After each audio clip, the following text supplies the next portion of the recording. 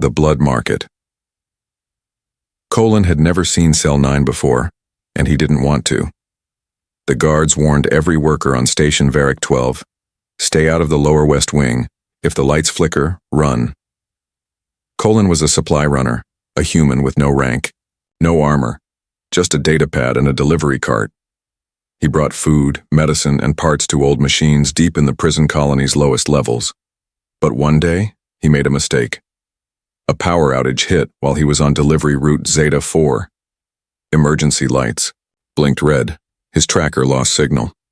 Doors sealed behind him, and suddenly he was standing in front of a rusted cell marked with a single number. He heard breathing inside. Not fast, not weak. Slow. Controlled. Like someone waiting. The cell door had a small opening, just wide enough to see an eye. Colin's hand shook, but he peeked inside. The room was dark, but not empty. Two silver eyes stared back, and a voice soft like smoke said, "You are not one of them." Colin stepped back fast. Who's in there?" The voice spoke again, calm and slow. "Not a guard, not a soldier, a human. Kind." Colin swallowed hard. "I'm just a delivery boy." "A kind one," she repeated. He looked around. The hall was silent. The flickering lights gave the walls a ghostly glow. Against his better judgment, he knelt. "Who are you?" he asked. The voice replied, "Once they called me Queen of Blood." He almost laughed. A joke, surely, but the way she said it, it didn't sound like a joke. "They locked me here centuries ago," she said. "My kind was hunted, feared, betrayed." "Your kind?" he asked. "Vampiri." Colin blinked. "Like vampires?" He had heard old Earth stories.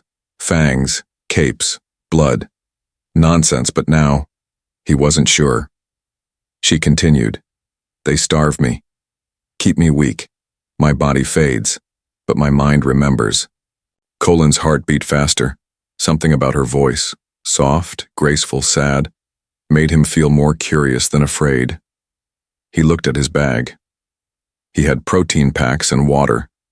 Against every rule he knew, he placed one protein bar through the slot. She didn't snatch it. She waited. "Why?" she asked. "Because I'd want someone to do the same for me." A soft hand reached out from the shadows. Long fingers. Smooth grayish skin. Not human, but not monstrous either. The food disappeared silently. Colin stood up and turned to leave. Before the door closed behind him, she whispered, "Come again, kind one. I have not spoken to anyone in 50 years. That night, Colin couldn't sleep. Her voice stayed in his mind. Not just the words, but the feeling behind them. Loneliness. Hunger. Power, held back by chains. The next day he returned. No guards saw him. No cameras blinked. He brought more food. Fresh water. And she spoke again. On the third visit, she made a request. "1 drop," she said. "That's all I need." Colin froze. "You want my blood?" "Yes. Only with your permission. I will not take. I will never take."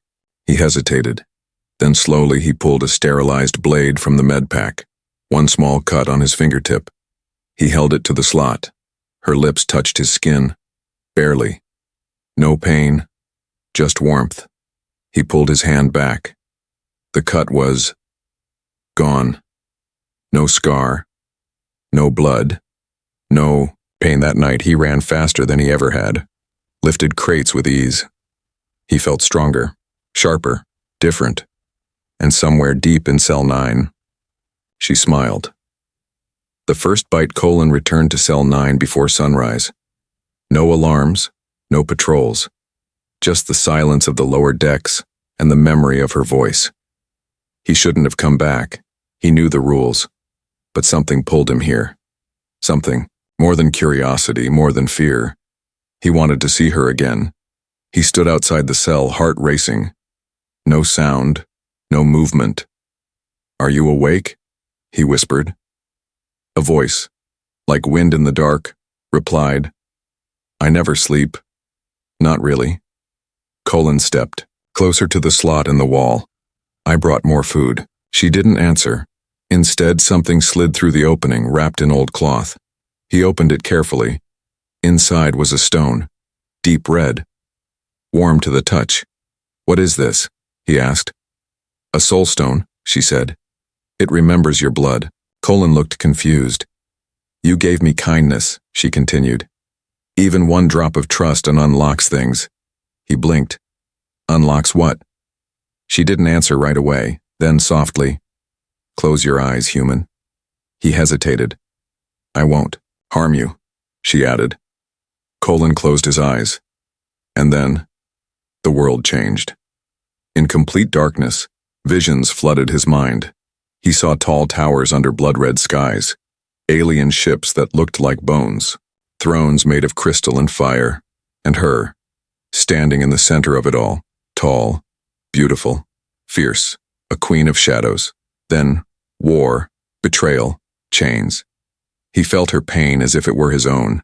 The visions ended. He gasped, stumbled back. What was that? He asked, breathing hard. My past, shared through the drop of a bond. He touched his chest. His heart was racing, but not from fear, from connection. She had shown him her world, and trusted him with it. The next day, things began to change. Colin lifted heavy crates with ease. His cuts healed in seconds. His vision sharpened. He heard whispers others couldn't. No one noticed, but he did. And so did she. You're becoming something else, she said on his next visit. He leaned against the cell wall. Is that a good thing? Only if you choose it. He stared at the slot. What happens if I don't? Then I fade, she said. Back to sleep. Back to the chains. My kind will forget me. And you will return to a world that never saw you. He felt those words deep in his chest because they were true. No one had ever noticed him, no one, until her. Then came the night that changed everything. The power in the station failed. Every light died. Every screen went black. Colin was in the lower decks, alone. But he wasn't afraid. He ran to cell 9. And this time, the door was open. The lock melted from the inside. Smoke floated in the hall. He stepped in. The cell was cold, empty, dark. Are you here? He whispered. From the shadows, she stepped forward. Her eyes no longer soft silver, but glowing red. She had changed, and so had he. You unlocked me, she said. Colin nodded slowly. Are you free now? She smiled. Almost. She stepped closer. No more barriers. No more chains. If you allow it, she said softly. I can finish the bond. He understood now. This wasn't just a feeding. It was an ancient connection, a pact between species. She didn't want to hurt him. She wanted to make him part of her. He held out his hand. She moved gently, slowly, as if he were made of glass. Her fingers brushed his wrist. Her lips grazed his skin. And then, the first real bite. There was no pain, only light. Heat. His mind expanded. His heart slowed, and then beat harder than ever before. He didn't scream. He didn't faint. He just felt awake, truly awake. When it was over, she stepped back. You are still you, she said. But now, more. He touched his chest. I can feel you. I will never hide from you again, she said. Above them, alarms began to blare. Guards were coming. The power was returning. She looked at him. I must go. He grabbed her hand. Take me with you. She stared at him. This human who had once just delivered food, now changed, now bonded, and she smiled. Then your real life begins. Now, the truth in the dark. Colin hadn't spoken in hours. Not because he couldn't, because words didn't make sense anymore. He and the alien vampire woman, Queen Syraxa, had escaped the station through a forgotten tunnel. Cold wind and rusted. Walls led them deep underground into an ancient section of the station, long buried and untouched. Only here did she stop running. Only here did she speak the truth. "You feel different," she said, as they rested near a broken data node. Colin looked at his hands. His skin looked the same, but his body felt lighter. His thoughts faster. His eyes could see in almost total darkness. "I'm not human anymore," he whispered. "You are," Syraxa said softly. "But part of me lives inside you now. The bond is waking old blood." Colin looked at her carefully. "Tell me everything." She nodded, and the past unfolded. Thousands of years ago, her people, the Vampiri, ruled the dark edge of the galaxy. Not through force, but fear. Their beauty, strength, and memory-bonding powers made them gods to weaker species. But Syraxa was different. She didn't want to rule by fear. She wanted peace, equality. When she refused to execute a rebel planet, her own council betrayed her. They locked her in a gravity cell and erased her name from history. "I have been in silence for over 700 years, she said. Colin stared at her, shocked. "All that time, you waited?" "I slept, and dreamed of revenge." He hesitated. "And now?" She looked at him. "Now I dream of something else." They sat in silence. Then she added something strange. "I reached out to many over the years. None answered. Until you." "Why me?" he asked. She smiled. "Because you were kind." Suddenly, her face tensed. Colin noticed it instantly. "What is it?" She stood quickly, eyes glowing. "They've found us." Back in the upper levels, sirens echoed. Station Varric 12 had been alerted. Not by the guards, but by something worse. The Crimson Order, a secret group that hunted the Ancient Ones, and now they knew Syraxa was alive. "They want to cut the bond," she said. "Purge my blood from your system, and kill me before I return to power." Colin's chest tightened. "Can they?" "They'll try." She touched his forehead. Gently, a pulse of heat flowed into his skull. A connection, stronger now. He gasped. Suddenly, her thoughts became words in his mind. "I've given you part of my mind, my memory. You'll know what I know. Feel what I feel. We're linked fully now." Colin staggered back, overwhelmed. Visions flashed again. Giant war beasts, floating fortresses, black suns. And then, her deepest memory. A room of fire, a young alien girl crying over the body of a fallen human. "He died protecting me," Colin whispered. "Who was he?" Syraxa's voice cracked. "My first bondmate. He chose me too." Colin stepped closer. "Then I won't let them take you again." She looked up, eyes shining. "You would fight your own kind?" He nodded. "For you? Always." Footsteps echoed from above. They were coming. Syraxa pulled him into a hidden vent. Tunnel as they crawled through, she whispered, "When the time comes, you must choose. Stay human, or become more." Colin paused. "More? Like me," she said. "Immortal, bound forever, but feared by all." He hesitated. "What happens? If I say yes?" Her voice was soft. "Then you won't die when they stab you. You'll rise when they burn you, and you'll never leave me again." He looked at her, then nodded once. The tunnel ended at a hatch. She opened it slowly. Light poured in. A massive underground shipyard stretched before them. Hundreds of broken vessels, silent, forgotten, but one ship stood whole, black, shaped like a winged beast. "It's yours?" he asked. She nodded.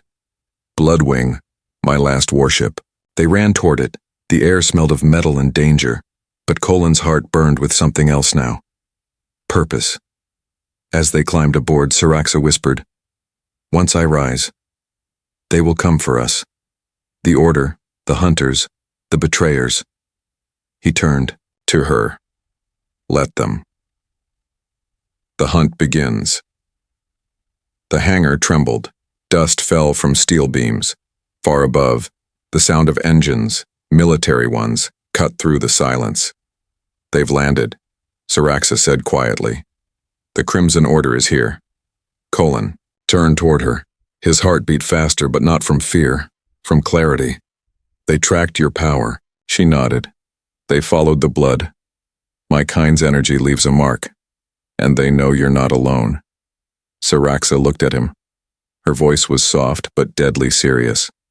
They will kill you first, because they fear what you'll become. Colin stood on the ramp of her ancient ship, Bloodwing.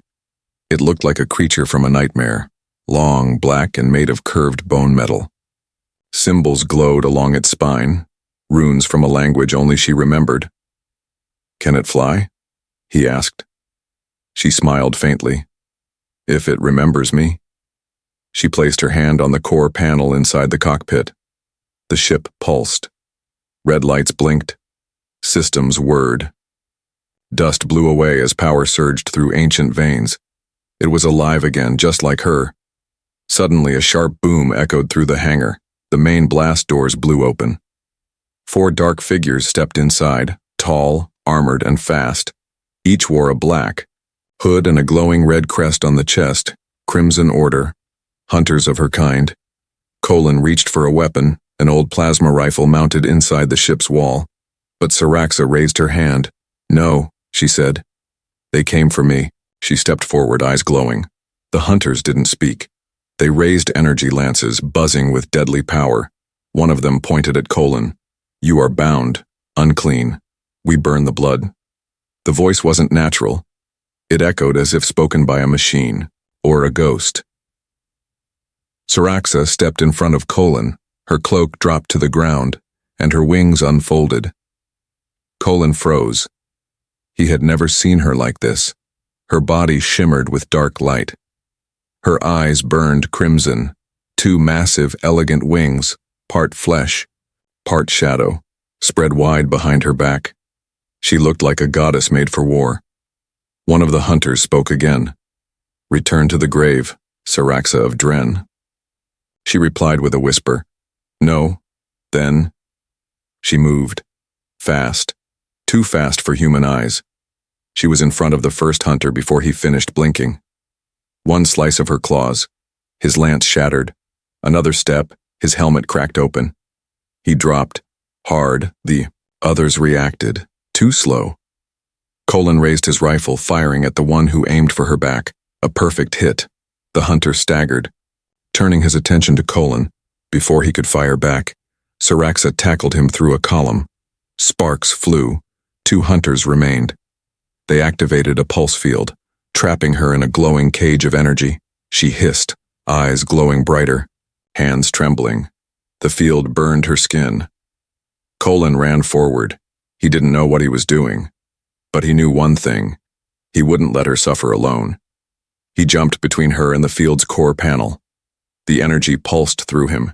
His body screamed, but he didn't fall. The hunters looked confused. One whispered, He resists the field? Saraxa stared at Colin, his veins glowing slightly, eyes sharper. Her blood was changing him faster than expected. She called out, Break the crystal in the center. Colin turned and slammed his rifle into the glowing control node. Crack! The field shattered. Saraxa stood tall again and screamed. It wasn't a scream of pain. It was ancient, powerful, a sound that shook the walls. The final 2 hunters tried to run. They didn't make it. After the silence returned, Saraxa knelt beside Colin. He was bleeding from the nose, his body shaking. You shouldn't have done that, she said gently.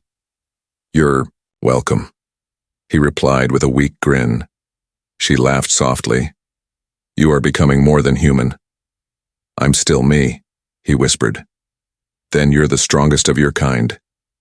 The ship's engine roared. Bloodwing was ready. She carried Colin aboard and placed him in a rest chamber. As he drifted into sleep, he heard her voice in his mind. They will not stop. Not until I burn the last seal.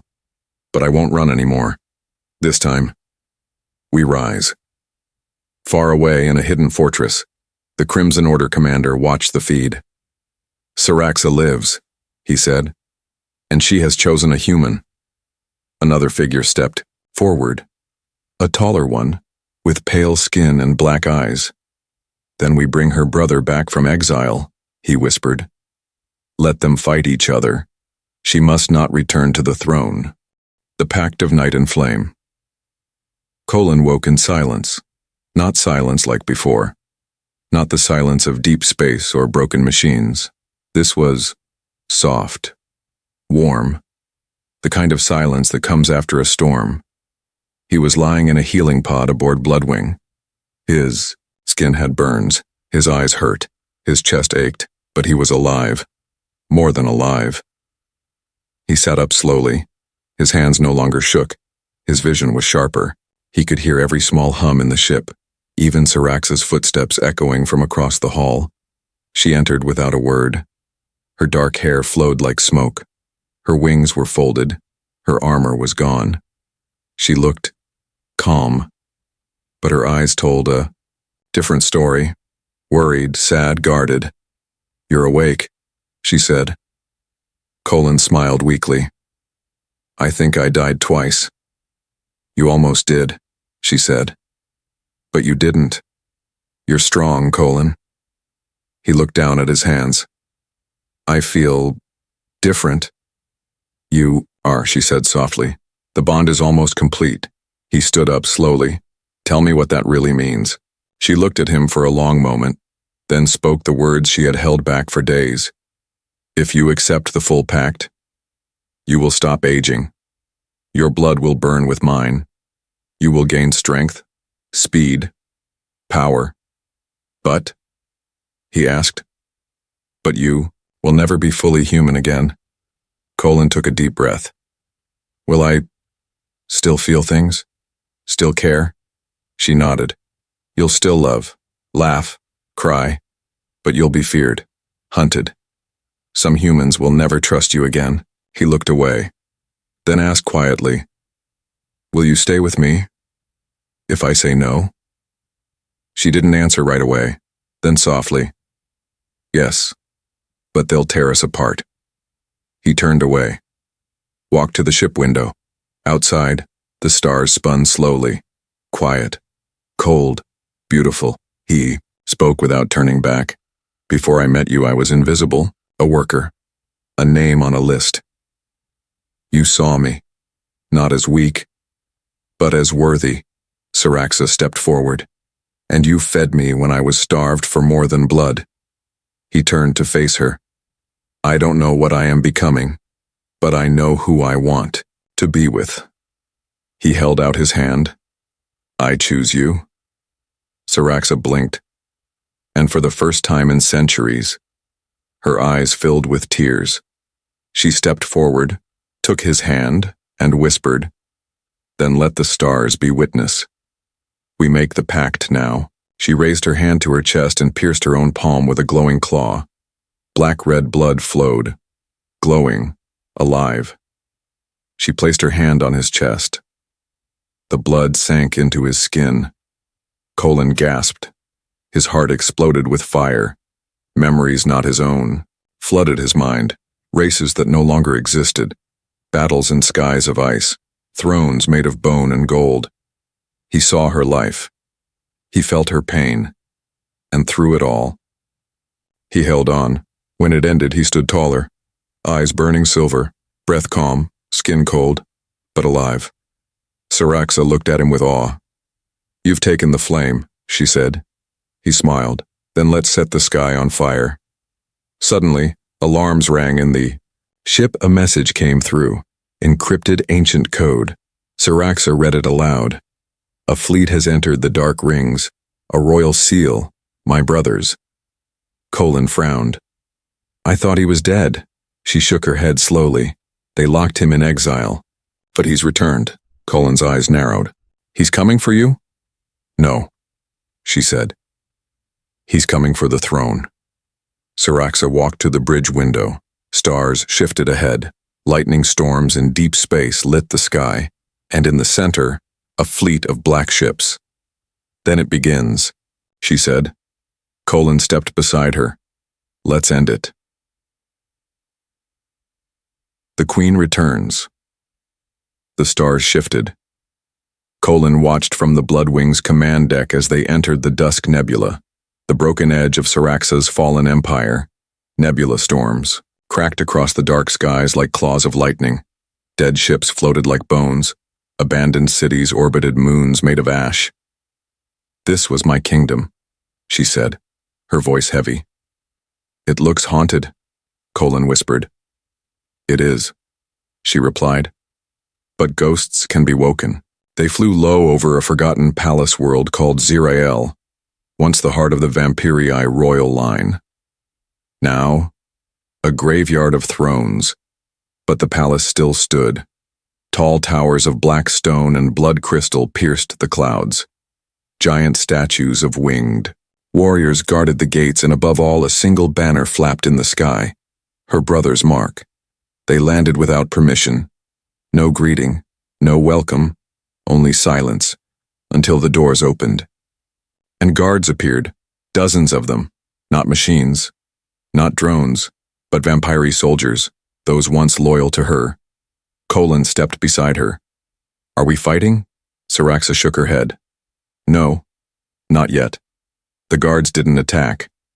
Instead, they parted, and from the shadows walked a tall, regal figure, clad in red and bone-white armor, eyes cold as space, Prince Kaldir, her brother. Saraxa, he said, his voice deep and smooth. The dead return. How inconvenient. I see you still play king in my absence, she replied. This throne needs a ruler. It had one, she said, until you stole it. Colin stepped forward. She's back now. Kaldir's eyes narrowed. A human? He laughed coldly. Your chosen mate? A warrior, Saraxa said sharply. One who stood with me when all others ran. A mistake, Kaldir replied. But you always did love weakness. Saraxa stepped closer. The only weak thing, here, is a thief who sits on another's crown. The air grew heavy. The guards gripped their weapons. Colin whispered. Now? Saraxa nodded. Now. She raised her hand. Dark fire formed around her fingers. The palace shook. Ancient runes lit the walls. The queen had returned. Kaldir smiled, but his eyes held fear. You don't have an army. Saraxa smiled back. I don't need one, she. Through the flame, Kaldir blocked it with a shield of bone, but staggered. The battle began. Colin moved fast, blasting two guards who charged him. Saraxa soared upward, her wings slicing the air, her power raining down like red lightning. Guards fell. The palace cracked. Kaldir summoned shadow beasts, twisted things made of black energy. Colin fought them back to back with Saraxa, their bond now complete. She moved with fire. He moved with purpose. They weren't just lovers. They were warriors, of flame and night. Finally, Kaldir fell to his knees, blood on his lips, eyes full of hate. Saraxa walked forward. This throne belongs to peace, she said. Not to fear. He laughed weakly. There is no peace left. She raised her hand to end it, but Colin stopped her. Let him live. She turned. Why? Because you're more than him now. Let him live with what he's lost. She paused. Then lowered her hand. Kaldir collapsed, broken. The guards dropped their weapons, and then, one by one, they knelt. The queen had returned, and beside her stood a human man. No crown, no blade, but stronger than any of them. Colin looked around at the dark halls. Feels like we just woke up the galaxy, she smiled. We've only just begun. The eternal choice. The great hall of Zirael was silent. The battle was over. Saraxa sat on the black throne once stolen from her. She wore no crown, but her presence alone bent the room. Behind her, Wounded soldiers rested, and ancient banners were raised again after centuries of dust. Beside her stood Colin, but inside him a storm brewed. He had fought for her, bled for her, chosen her. But today, she would ask for more. She stood slowly and stepped off the throne. "Colin," she said softly, "you've stood beside me as no other ever has." He nodded. "You carried my blood," she continued. "My pain, my past, my power." He nodded, again. "But I must ask you, one last time." Her voice dropped lower, almost trembling. "Do you choose to walk forever beside me? Immortal, changed, bound to the dark, and the stars?" Colin looked at her carefully. The room watched. The galaxy, it seemed, held its breath. He closed his eyes and saw everything. The boy he was, ordinary, forgotten, the man he became, strong, fearless, full of purpose. He opened his eyes and whispered, "Before I met you, I didn't know what I was meant for." He stepped closer. "You gave me more than power. You gave me meaning." She tried to speak, but emotion caught in her throat. He reached for her hand and held it. "But eternity is a long time," he said, softly. "So I want one thing in return." She looked up. "Name it." He smiled. "Don't call me your shadow, or your protector, or even your bondmate." "Then what?" she asked. "Call me your equal." Her eyes widened. Then, slowly, she smiled and bowed her head. "As you wish, my king." That night, under 3 moons, they stood atop the Tower of Sorrow, now renamed the Tower of Flame, in front of nobles, survivors, and stars. Saraxa opened her palm. Colin opened his. They pressed their hands together. Black flame and silver light spiraled between them. The eternal pact was sealed.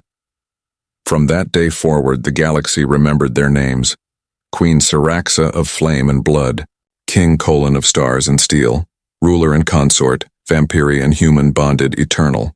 But their story didn't end with the crown. It began there. Together they rebuilt what had been lost, not an empire of fear, but of unity, a world where kindness had power, and love could change the course of fate forever.